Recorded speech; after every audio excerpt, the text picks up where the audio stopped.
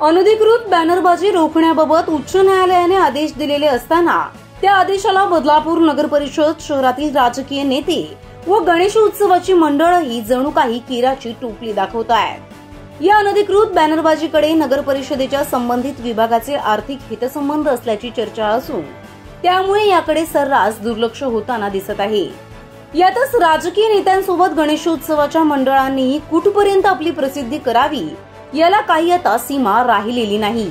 एक अशीच घटना उघडकीस आली आहे। शहरातील सत्तेत असलेल्या राजकीय नेत्यांचे फोटो असलेले बॅनर आणि ओमकार मित्र मंडळ यांच्या नावाचे बॅनर चक्क छत्रपती शिवाजी महाराजांचं चित्रण केलेल्या आर्ट गॅलरीवर लावण्यात आलंय। यामुळे छत्रपती शिवाजी महाराजांसह पूर्ण ही आर्ट गॅलरी झाकून गेली होती। बदलापूर पूर्व परिसरात माजी पंतप्रधान Bharat Ratna Shri Atal Bihari Vajpayee street art gallery आहे। या गॅलरीमध्ये छत्रपती शिवाजी महाराज घोडे बदलत असल्याचं चित्र, मुळगावचं डोंगर, कोंडेश्वर असे अनेक चित्र पाहायला मिळतात। परंतु सध्या गणेशोत्सव सुरू असल्यामुळे या मंडळांना मोह आवरला नाही आणि थेट राजकीय नेत्यांचे फोटो असलेले बॅनरच त्यांनी महाराजांच्या आर्ट गॅलरीवर लावले। परंतु हेच बॅनर लावत असताना ॲडव्होकेट अपूर्वा चव्हाण यांच्या ही बाब निदर्शनास आली आणि त्यांनी यावर आवाज उठवला। सदर बाब त्यांनी स्थानिक नगरसेवक संभाजी शिंदे यांच्या निदर्शनास आणून दिली। त्यानंतर मुख्याधिकारी योगेश गोडसे यांच्याशी संभाजी शिंदे यांनी फोनद्वारे संपर्क साधत हे बॅनर अखेर काढायला लावले। या संदर्भात ॲडव्होकेट अपूर्वा चव्हाण या काय म्हणाल्यात ऐकूयात। सर्वत्र गणेशोत्सव साजरा होताना पाहायला मिळतोय, परंतु यातच आपण पाहतोय बऱ्याच शहरांमध्ये याच गणेशोत्सवानिमित्त मोठ्या प्रमाणात बॅनरबाजी केली जाते आणि शहराचं कुठंतरी गणेशोत्सवच नाही तर राजकीय नेते असू द्यात किंवा इतर कारणास्तव जे काही बॅनरबाजी केली जाते त्यामुळे शहराचं विद्रुपीकरण होताना आपल्याला पाहायला मिळत आहे। यातच आता एक धक्कादायक घटना बदलापूरमधून समोर येते, ती म्हणजे बदलापूर पूर्व परिसरामध्ये एकंदरीत माजी पंतप्रधान अटल बिहारी वाजपेयी यांची गॅलरी आहे। या गॅलरीमध्ये छत्रपती शिवाजी महाराज जे घोडे बदलत होते, बदलापूर शहर आणि छत्रपती शिवाजी महाराजांचं एक वेगळं असं नातं आहे, आपण सगळेच मानतो। आणि हेच काही चित्र जे आहे किंवा बदलापूर ग्रामीण भागातील मुळगावचं डोंगर असू द्यात हे रेखाटण्याचा प्रयत्न या ठिकाणी या आर्ट गॅलरीच्या माध्यमातून करण्यात आला आहे। परंतु काही मित्रमंडळ गणेशोत्सवाची आणि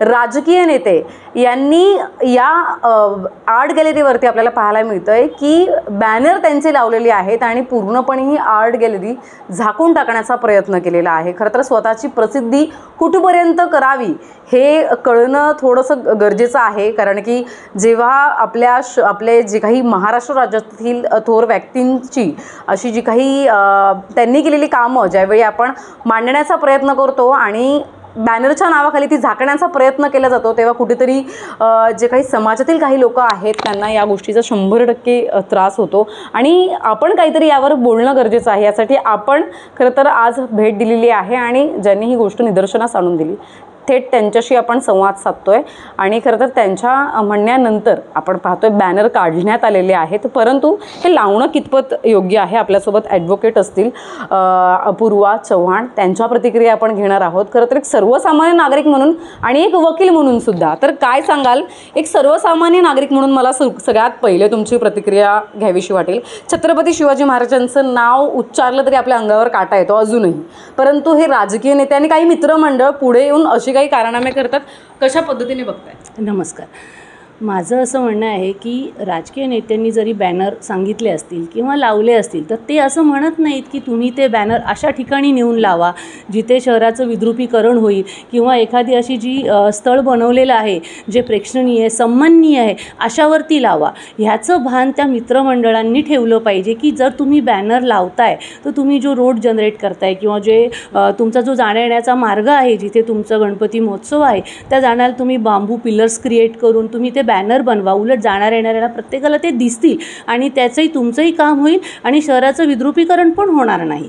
तर ह्याचं भान ठेवून प्रत्येक मित्रमंडळाला माझी ही विनंती आहे की तुम्ही नक्की बॅनर लावा, त्याची गरज आहे तुम्हाला वाटते म्हणून, पण जर लावताय तर त्याचं समाजाचं, आपल्या सुव्यवस्थेचं आणि जिथून आपल्या कुठल्या जी देशाची अशी व्यक्ती म्हणजे आपल्या बदलापूर शहरचं ते एक स्थळ आहे, प्रत्येकात चौकात ह्या प्रकारचे प्रेक्षणीय स्थळ असं बनवलेलं आहे, त्याच्यावर सुशोभीकरण झालेलं आहे, त्यामुळे ते चौक खूप छान दिसतात. तर असं ह्याला विद्रूप करू नका. एरवी तुम्ही कोणी त्याला साफ स्वच्छताही करत नाही, उलट तुम्ही अशा स्थळांना तुम्ही तोरण लावा, त्याला सजवा, जेणे असं वाटेल की अरे वा, ह्या मित्रमंडळींनी हे किती छान सजवले. जाणाऱ्या येणाऱ्या जे पायी वाट जातात लोक, त्यांना ते बघायलाही छान वाटेल, आनंद वाटेल की नाही बघ मित्रमंडळींनी हे छान केले. अशा परिस्थितीत तुम्ही त्याची भूमिका मांडा ना तुमची, ते खूप छान. वर भले तुमचं नाव लिहा की ओमकार मित्रमंडळ किंवा जे कोणी मित्रमंडळ आहेत त्यांनी त्यांची नावं टाकून त्यांचं सजावट केली असं लिहा, तर उलट त्यांचं कौतुक करण्यात येईल आणि आम्हालाही आनंद वाटेल. पण कृपया माझी विनंती आहे की कोणी शहराचं विद्रुपीकरण करू नये.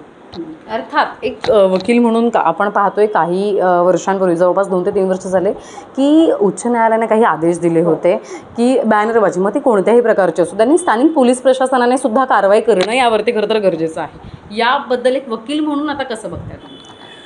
वकील म्हणून असं आहे की सगळ्याच गोष्टी म्हणजे न्यायालयाच्या दृष्टिकोनातून न्यायालयाचा अवमान करणं हे चुकीचंच आहे. सर्वसामान्य असू दे किंवा उच्च पदावर असू दे किंवा कुठलाही राजकीय नेतेही असू दे, न्यायालयाचा अवमान करणं चुकीचंच ठरेल आणि त्याच्याबाबत मी तर म्हणते की शिक्षा असायला हवी. की जर कोण चुकतंय, चुकीला माफी नाही आपण म्हणतो की चूक नाही झाली पाहिजे, पण चुका करायची गरज नाही. प्रत्येक सर्वसामान्याला माणसाला आपल्याला बघणाऱ्यांना दिसतं की अरे हे चुकीचं आहे, मग का करायचं ते चुकीचं, ते नाही झालं पाहिजे, बस इतकंच म्हणणं आहे. आणि कायद्याच्या दृष्टीची पण आपण म्हणतो तुम्ही आज खूप हौस म्हणून गणपती महोत्सव आपण करतो, मग कायदा, मग त्याच्यावर उद्या काही गुन्हे घडणं, मग त्याच्या बाबतीत तर हे त्याच्याने पण रोष उडवणं, राग उद्भवणं हे घडणं पण चुकीचं आहे. तर ही वेळ येऊच नाही दिली पाहिजे. प्रत्येकाने आपली नैतिक जबाबदारी समजून घेऊन न्यायालयाचा पण आदेश लक्षात ठेवून राजकीय आपली जी समाजाची व्यवस्था आहे ती लक्षात ठेवून प्रत्येकाने योग्य पावलं उचवा. सगळीकडे आनंदच आनंद आहे. बस. बदलापूर नगर परिषदेने अधिकृत होर्डिंग्स लावण्यासाठी शहरातील विविध भागात अधिकृत जागा दिल्या असतानाही प्रत्येक चौकात अनधिकृत होर्डिंग लागल्याचं चित्र सध्या शहरात बघायला मिळत आहे. यामध्ये वाढदिवस असो, जयंती उत्सव असो, उद्घाटन असो किंवा क्लासेस असो, याच्या मोठ्या प्रमाणात जाहिराती सर्रासपणे लावल्या जातात.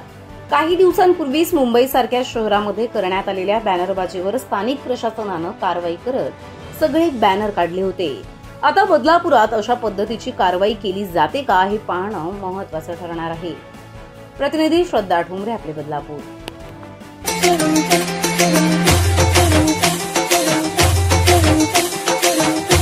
विना व्यक्तीय इंटरनेट सुविधा हवी आहे, तेही परवडणाऱ्या दरात. अरे हा, तब्बल 14 वर्षांचा अनुभव असणारे पंकज लिदुरे आणि अमोल कोगेकर यांची स्काय इंटरनेट नेटवर्क सर्व्हिस आहे ना. ISP licence holder, high speed network, उत्तम आणि जलद सर्व्हिस, तसेच 6 महिने किंवा 1 वर्षासाठी पॅकेज घेत असाल तर विशेष सूटही. आतापर्यंत अगदी कमी वेळात हजारो ग्राहकांपर्यंत पोहोचलेली इंटरनेट सुविधा म्हणजेच स्काय इंटरनेट नेटवर्क सर्व्हिस.